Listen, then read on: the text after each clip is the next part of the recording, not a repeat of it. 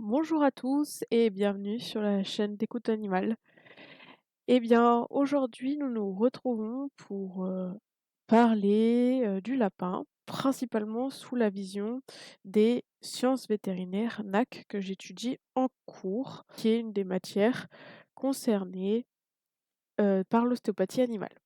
Parce que nous allons effectivement pratiquer sur les NAC, donc les nouveaux animaux de compagnie. Le lapin en fait partie, c'est même l'animal principal des NAC aujourd'hui. J'ai une annonce à vous faire en fin de vidéo qui est plutôt triste. Alors je vous laisse, bien finir, cette vidéo pour, que vous sachiez bien ce qui se passe et je vais aussi, expliquer les maladies et vous saurez à la fin pourquoi est-ce que j'explique, les maladies aujourd'hui, principalement. Voilà, je n'en dis pas plus et je vous laisse avec l'intro. Bon visionnage! Bienvenue sur la chaîne Fampieko, une chaîne pour l'écoute animale.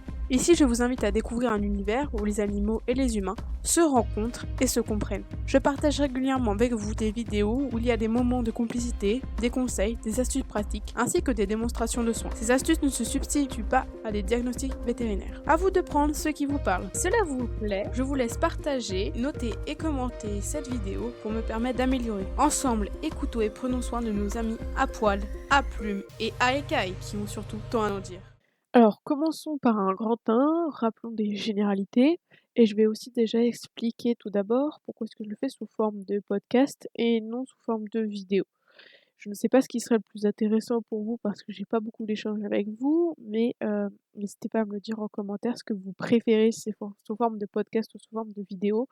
Mais là, je préférais sous forme de podcast parce que c'est plus simple aussi pour moi à gérer déjà 1 et de 2, vous montrer des maladies en photo, je vois pas trop l'intérêt, surtout que je n'ai pas non plus un centre répertoriel de plein de photos d'animaux malades. Donc j'ai préféré rester sur un format, simple, explicatif, pour que vous maîtrisiez parfaitement le sujet et aussi que les sciences vétérinaires NAC puissent, heu, vous apporter, d'autres réponses et moi aussi m'ont apporté d'autres réponses sur la vision du lapin. Je vais aussi la dédier, aux élèves, qui vont, rentrer étudiants en ostéopathie animale, qui vont apprendre, cette matière. Comme ça, ils vont pouvoir apprendre grâce à ma vidéo. Donc, premièrement, les généralités.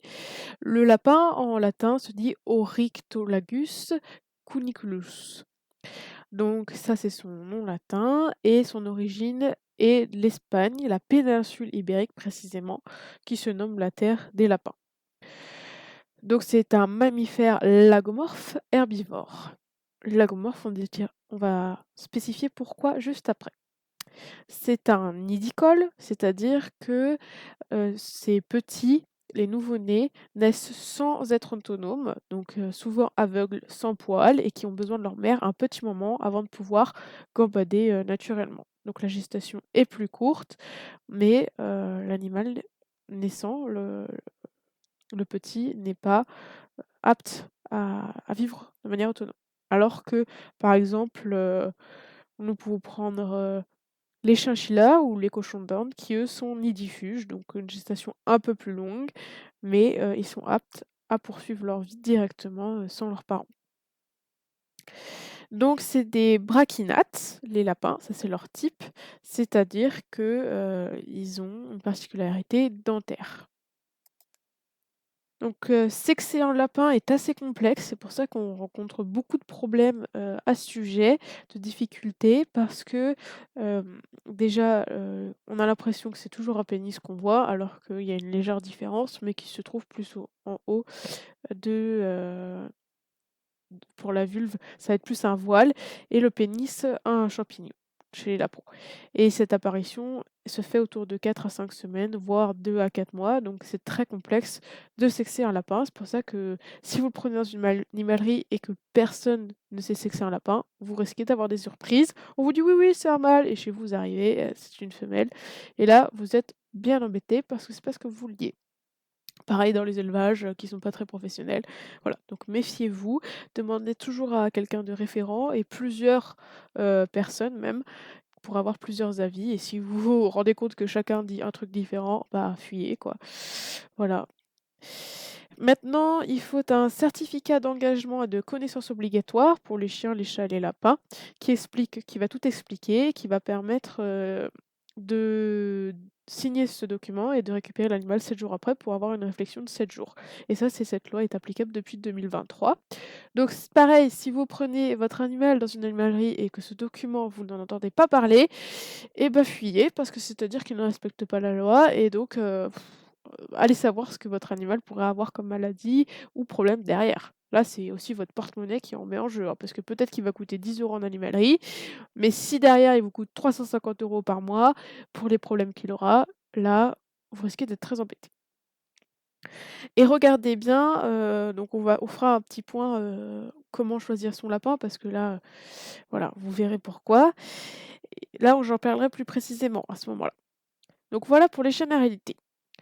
On va parler dans un deuxième temps de la dentition, et donc on va revenir sur le point du lagomorphe. Le lagomorphe a été une classification, qui a été donnée chez les mammifères pour séparer le lapin des rongeurs, parce qu'au départ on disait: «Le lapin c'est un rongeur», même vos grands-parents peuvent le dire encore. On l'a sorti de cette classification de rongeurs, notamment pour une petite différence, mais quand même majeure. Et là, il faut bien le retenir parce que ça, c'est sûr que je suis sûre que demain, on va avoir le contrôle et ça va tomber. Donc, il a 2 paires d'incisives supérieures et la deuxième est appelée pellitis.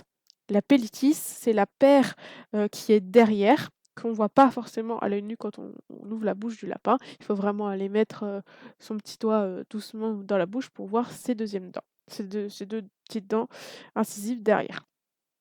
Donc cette, particularité, heu et bah, elle est spécifique au lagomorphe qui lui permet, bah, une nutrition différente des rongeurs qui vont, eux, vraiment grignoter alors que le lagomorphe va plus être herbivore. C'est ce qui les distingue, voilà, heu, les rongeurs ont une paire en fait, d'incisives supérieures et en fait, derrière ces incisives, vous n'avez pas de canines. Donc en fait, les canines vont laisser un espace qui s'appelle diastème. La diastème, c'est l'espace organique. Et ils ont 28 dents, 16 supérieures et 12 inférieures.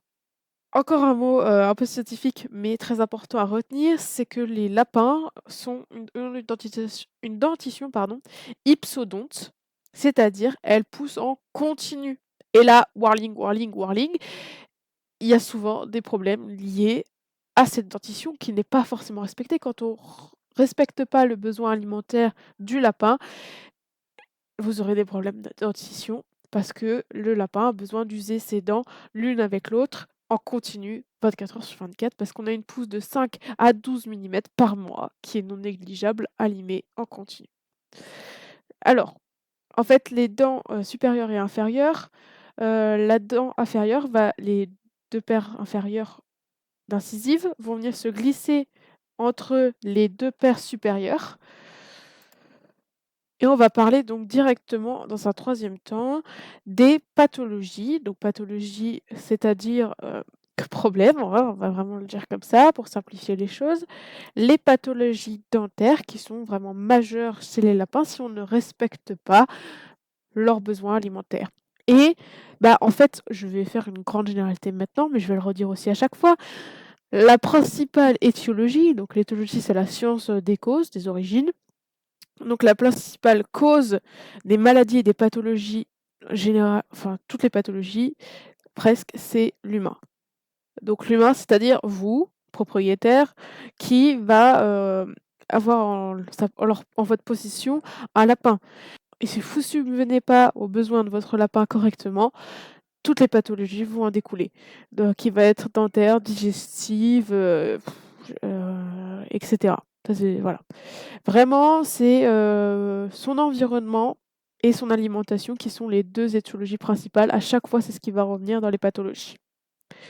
Donc les pathologies dentaires, déjà ça va être la malocclusion dentaire qui va être liée aux incisives et là, c'est lié à une mauvaise conformation. Donc là, c'est la petite exception qui peut venir en fait une étiologie génétique, c'est-à-dire, des parents qui ont, soit eu, bah, déjà consanguinité, soit qui ont déjà des problèmes dentaires et donc ça va être transmis et faire des malformations dentaires au niveau des incisives. Ça, c'est à peu près la seule pathologie qui peut avoir une étiologie autre que nous l'humain. Après, il faut vraiment se méfier, donc c'est pour ça qu'il faut demander, et on reviendra dessus, les parents de votre petit lapin. S'ils connaissent pas, bah, warning pour la suite. Donc dans les 6 mois, vous risquez d'avoir des petites surprises à ce niveau-là. Ensuite, on peut avoir des pointes dentaires, donc là qui vont toucher les prémolaires ou les molaires, et là, ça va créer un, bah, tous les symptômes principaux chez le lapin, c'est-à-dire une anorexie, donc warning. Anorexie ne veut pas dire comme chez nous maigre, mais plutôt une il va peu s'alimenter ou pas du tout. Anorexie, c'est pas du tout s'alimenter. Alors que peu, ça va être ou une dysorexie, là il mange peu, et anorexie, pas du tout. Et là, c'est des urgences parce que le lapin qui a un arrêt de transit, c'est mortel. Voilà. Donc, déjà ça va être à peu près, les principaux signes que vous allez voir, et là, c'est tout de suite vétérinaire. Il faut pas réfléchir, 12 heures parce que ça va très, très, très, très vite. En 24 heures, c'est plié poussé et votre lapin est décédé. S'il est vraiment combattant, 48 heures, mais je lui donne pas plus de 48 heures. Alors, donc vraiment, c'est pas pour vous faire peur, mais c'est quand même pour que vous ayez une bonne vigilance. Mais quand vous occupez bien votre animal, il se passera jamais ce genre de choses. Moi, voilà, il m'est pas du tout arrivé ce genre de malocclusion dentaire ou pointe dentaire. Et les pointes dentaires, donc, c'est à faire tous les mois, parce qu'une fois qu'il aura des pointes dentaires, si vous ne changez pas et qu'il y a un déséquilibre métabolique, eh bien, il faudra faire un barrage dentaire et avec une intervention médicale tous les mois, ce que fait par exemple le lapin de ma grand-mère. Ensuite, on a les abcès dento-alvéolaires, qui sont là des poches, cavités de pus, dues à une infection osseuse occasionnée par la présence de bactéries entre une dent et la gencive, notamment lors de malocclusion dentaire. Donc ça veut dire qu'on peut avoir une malocclusion dentaire d'abord, et ensuite enclencher un abcès, qui va être lui bien plus grave encore. Chez les lapins, on a une petite tête, donc les maladies brachinates, donc c'est-à-dire qui touchent les dents, vont souvent avoir aussi des conséquences sur les yeux et le système au niveau de la tête, donc yeux, oreilles.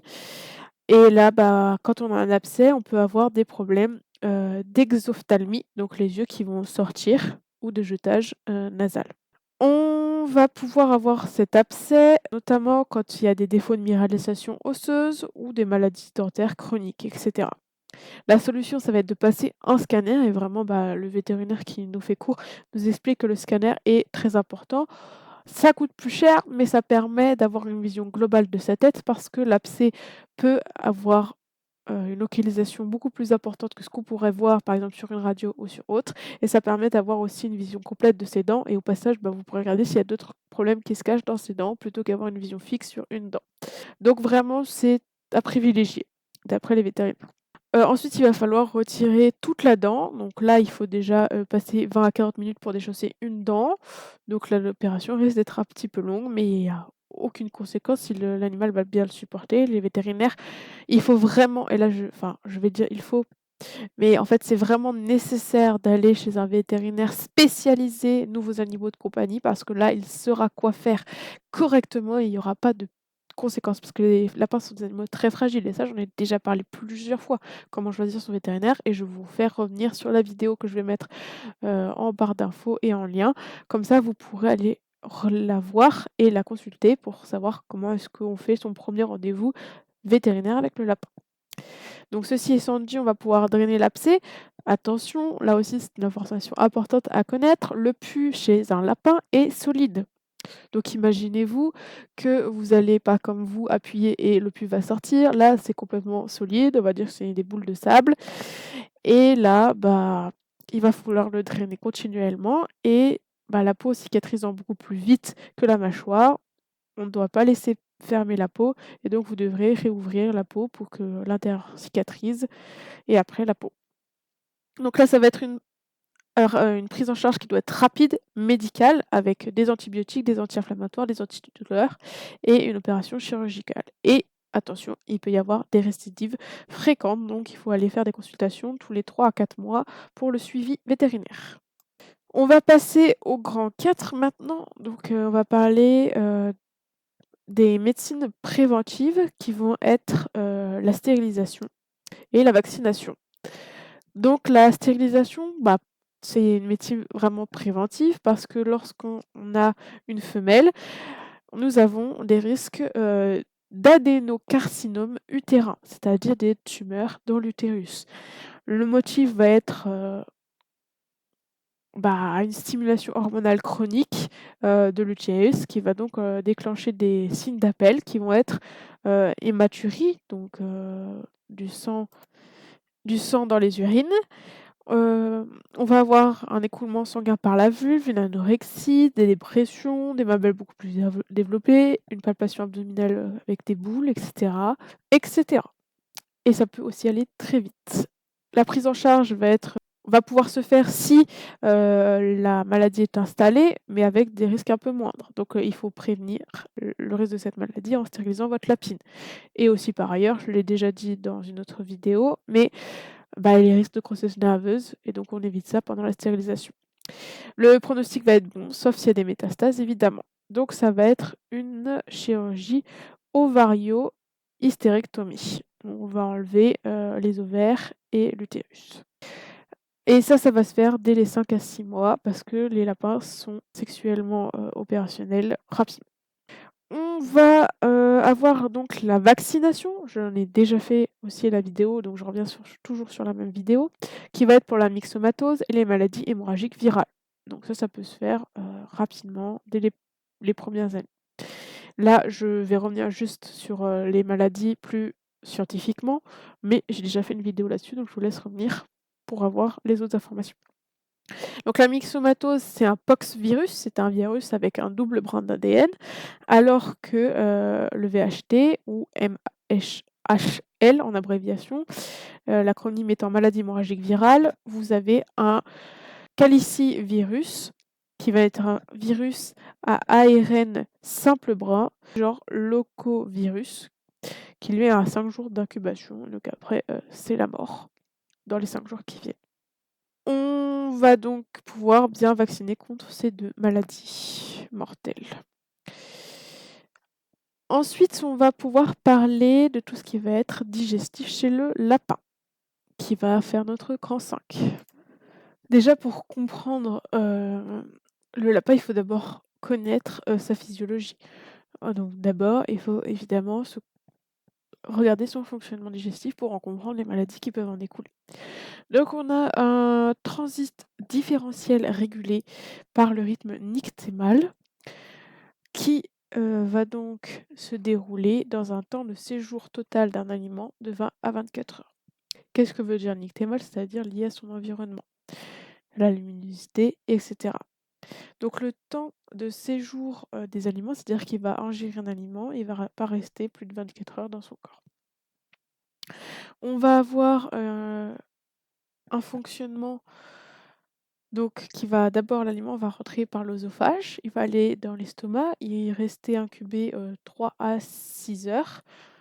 Ensuite, dans un pH très acide. Ensuite, il va aller dans l'intestin grêle, qui lui est peu développé avec un transit très rapide de 1 à 1h30.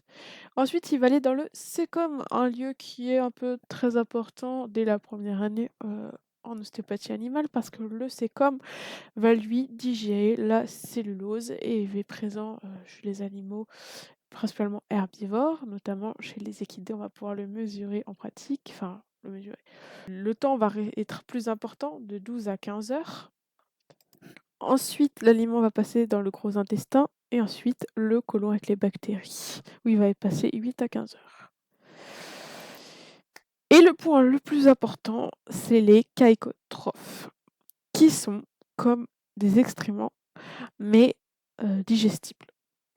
C'est-à-dire que en fait, ces, petites crottes, toutes molles, vous allez très rarement les voir. Si vous les voyez Warling aussi, c'est signe, d'un problème chez votre animal, d'une pathologie chez votre animal et elle va être la première digestion pour votre animal. Donc pas d'inquiétude, c'est assez propre parce qu'elle est entourée d'une substance appelée mucoïde qui va permettre de protéger, les nutriments et cetera des bactéries, mais aussi les maintenir toutes ces vitamines et ces nutriments contre les acides de l'estomac.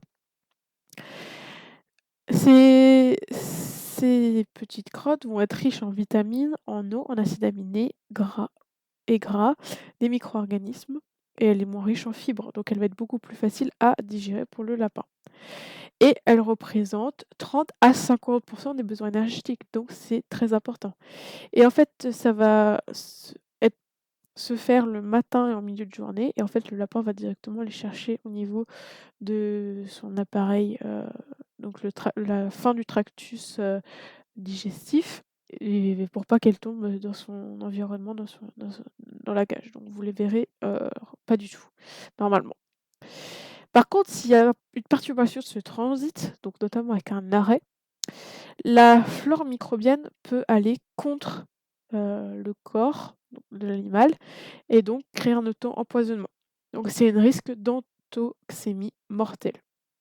Donc endo, c'est-à-dire à l'intérieur, xémie, c'est infection et donc mortelle. On va avoir des pathologies, qui va être principalement des enfin, par exemple, les stases digestives qui sont plus des symptômes, heu, urgents il est vraiment urgent quand ils ont des stases digestives et c'est plus un symptôme, qu'une maladie en elle-même, qu'une pathologie en elle-même. Donc la stase digestive, c'est le ralentissement ou l'arrêt du transit, aboutissant à une accumulation des aliments dans le tube digestif. Cette prise en charge doit être immédiate parce qu'elle provoque, la diminution de la mobilité gastro-intestinale, impactant ensuite le bol alimentaire dans l'estomac et le cécum, donnant une absorption altérée du glucose et donc de l'apport en nutriments de l'eau, au corps et la microflore, cécale, donc dans le cécum, va vraiment être impactée et ça peut être lié à une malocclusion, une douleur, une anxiété et cetera. Donc les signes doivent enfin c'est moins de 12 heures quoi, il faut vraiment agir dans les moins de 12 heures et les signes vont être dentaires, salivation, pousse, gonflement respiratoire, cutané ou oculaire avec des épiphoras, des écoulements oculaires. Là, le traitement va être une réhydratation excessive, une gestion de la douleur, des nutriments, un antinauséo parce que les lapins ne peuvent pas vomir, mais ils ont des nausées. Donc c'est vraiment important de leur apporter ces antinauséeux. Ensuite, on va avoir et le point le plus embêtant chez moi, qui, j'aurais bien voulu, bah, en fait, faire mieux, mais bon, on peut pas tout faire tout le temps et c'est pour ça que je vous invite vraiment à brosser votre animal et l'habituer dès petit à voir la brosse. C'est brosser ses poils parce qu'on peut avoir des trichobézoaires. Les trichobézoaires, ça va être la congrégation de poils formant une ou plusieurs masses solides dans l'estomac et les voies intestinales, d'un animal qui a ingéré des poils. Donc ça va bloquer complètement ou non l'estomac. Ça va être soit vers le pylore, la sortie de l'estomac, soit la partie proximale du duodénum. Donc là, en fait, en brossant, on va éviter cette ingestion de poils parce que c'est pas comme les chats, ils peuvent pas vomir. Ils vont le garder en eux et ça va créer des stases ensuite digestives, par exemple, ou ça peut créer, un blocus et donc, une anorexie. Là, ça va être un traitement chirurgical ou avec, des petites choses qu'on peut les faire assimiler pour que ça puisse lubrifier et faire partir tout seul les poils, mais à certains stades, ça peut être trop tard.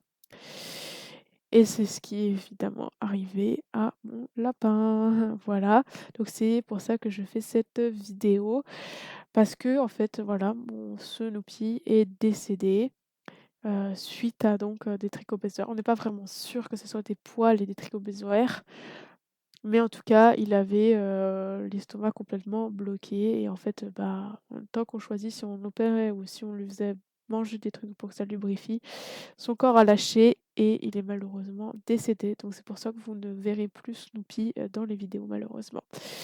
Et j'en suis vraiment très triste, mais une nouvelle aventure commence et ça je vous dirai, tout ça en fin de vidéo pour vous lancer dans la suite des vidéos que je vais prochainement publier.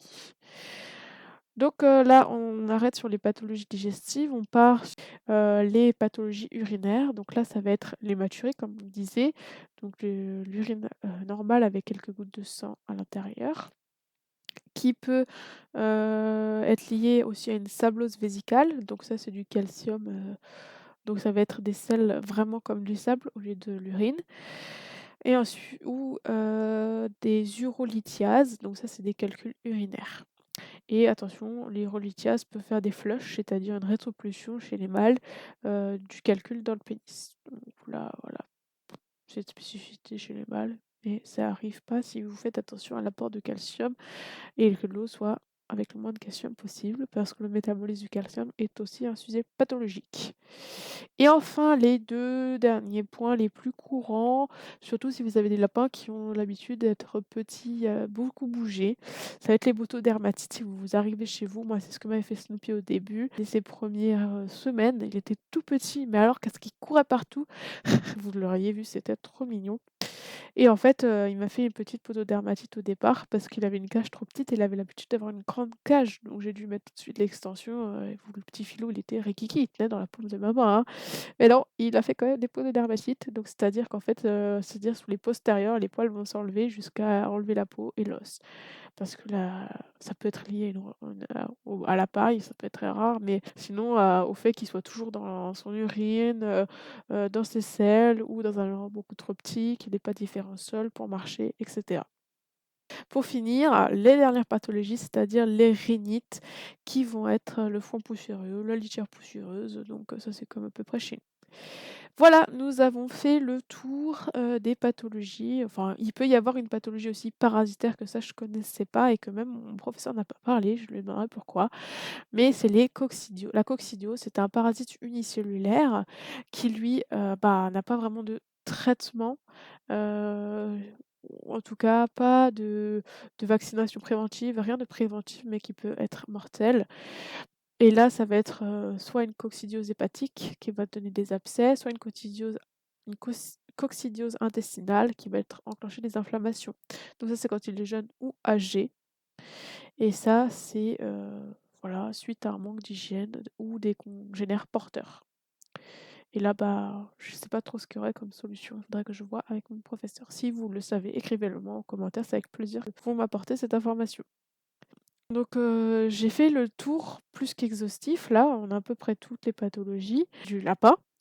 Donc, pour conclure, les pathologies chez le lapin vont être liées, principalement à une cause humaine qui va être l'environnement et l'alimentation. Une mauvaise alimentation ou un mauvais environnement qui ne correspond pas à ses besoins initiaux vont entraîner, des pathologies qui peuvent être mortelles et ça va très rapidement dégénérer chez les lapins. En tout cas, 24 à 48 heures, la mort peut survenir et les principaux symptômes, c'est la dysoxérie, donc soit il mange peu ou soit une anorexie, pas du tout. Il est important de connaître la physiologie et le système dentaire du lapin parce que ce sont les 2 principales sources de pathologie pour pouvoir mieux intervenir et pouvoir lui assurer les meilleures conditions de détention de votre animal. Voilà, donc sous cette annonce, très triste du décès de mon petit Snoopy, vous le verrez donc, moins, je mettrai peut-être des photos qui sont donc, anciennes et donc plus actuelles de lui, pour, pouvoir peut-être illustrer certaines de mes prochaines vidéos. Mais je vais commencer une nouvelle aventure avec 2 animaux, donc un lapin évidemment et là je vais vous refaire des vidéos précisément sur comment choisir son lapin. Mais aussi, une autre espèce et ça vraiment écrivez-le moi en commentaire pour que vous puissiez découvrir quelle espèce c'est et ça sera la prochaine vidéo. À bientôt sur la chaîne d'écoute animale. Belle journée, merci de votre écoute.